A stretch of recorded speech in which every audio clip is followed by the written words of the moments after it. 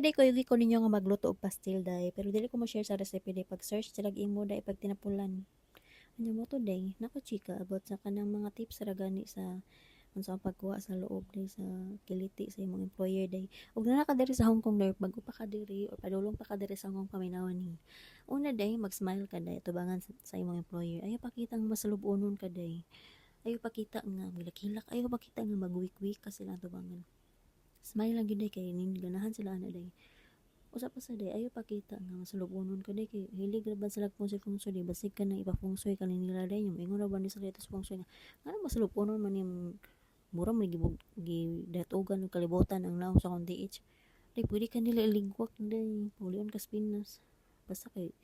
lain na sila utok dari no kaduha day ka na magchika mo sa mga employer day ayaw pag una-una pangutan day unless og about sa work basta sa personal gani day ayaw jud pangutan na day sensitive kina sila day ikatulo